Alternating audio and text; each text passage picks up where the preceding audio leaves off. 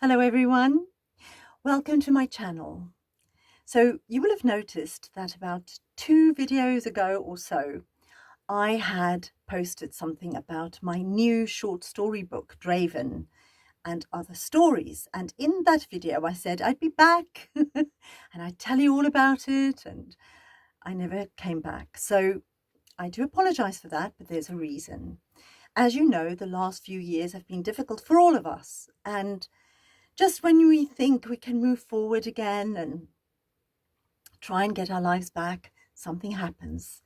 And in fact, that is what happened. Not to me personally, but to people around me, family and friends.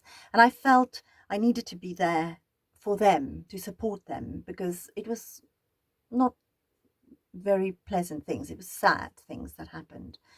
You know, we lost more people and so that's where I was. So I do apologize that I never posted anything more about the short story book until just recently. But it made me think of something else. It made me think of the importance of relationships and love. Now, I know it's a bit of a cliche to say we come into this world and we bring nothing with us but love, and we leave with nothing but love. And it is what we do in the middle. How we love people, how we love ourselves, how we perhaps expand and grow through love and relationships. That is what's important. I think it's vitally important. And I've noticed it more and more again, as I said, being with family and friends. And I don't know if you'll agree with me, maybe you won't, and I'd love to hear your thoughts on that. But I do think relationships is one of the most important things in our lives. Relationship with everything, but including with ourselves and with other people. And of course, that means loving us, loving ourselves, loving other people. And it is a funny thing. Love is quite a challenging thing because it seems so many layered, doesn't it?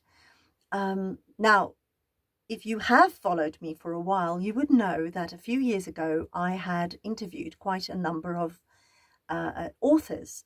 Yes, we spoke about their books, but we were talking about love and why they write about love, because I write about love, not just romantic love. There's all kinds of love in my books, as it is with them. So there's, love between friends, between family members, siblings. Yes, romantic love, of course. But it is a very interesting point, I think, because here's my question to you. And this is the first question I want to ask in this little thing that I'm going to do, because what I'd love to do is to create a kind of community here that talks about love, what it means, how we can have more love in the world.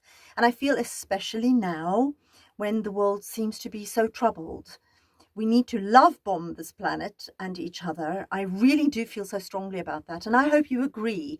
I'd love it if you commented below and tell me what you feel, how you feel about it. But my point is this. Often when you ask people about love, they're not really sure. They just go, well, I want to be loved. Now, we all want to be loved. That is the thing. We all want to be loved and accepted unconditionally for who we are. But very often we don't do it for ourselves. We don't accept or love ourselves unconditionally as we are. There are caveats and all sorts of, how shall I say? I want to be diplomatic. We put things on ourselves that we shouldn't. Let's put it that way. I don't want to put words in your mouth in case you want to comment. So I'd really like it if you commented and tell me what you thought and what you think about love. So my first question about love in this series that I'm making is, what do you need to feel loved?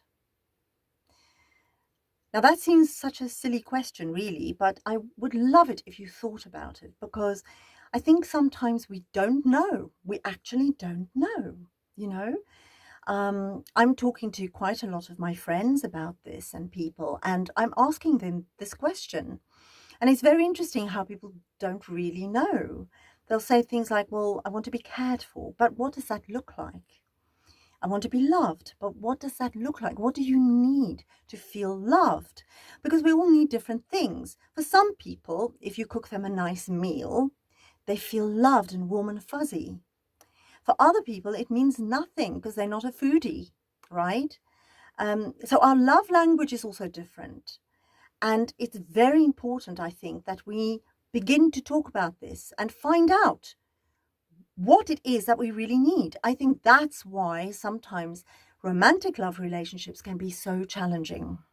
You know, because we meet someone, they're wonderful, we fall in love with them, but we don't remember that they come from a different household, that had different values, that had different ways of loving, maybe not the same as you.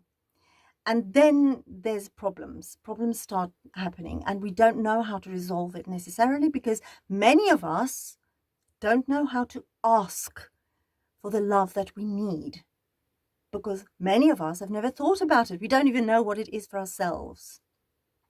And so we end up not even giving it to ourselves, you know.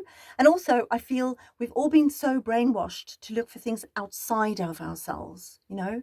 There's things outside of ourselves that fix us or makes us feel good. And love might be one of those things that we look for outside of ourselves. But I think it starts here. It starts with us. It starts inside you.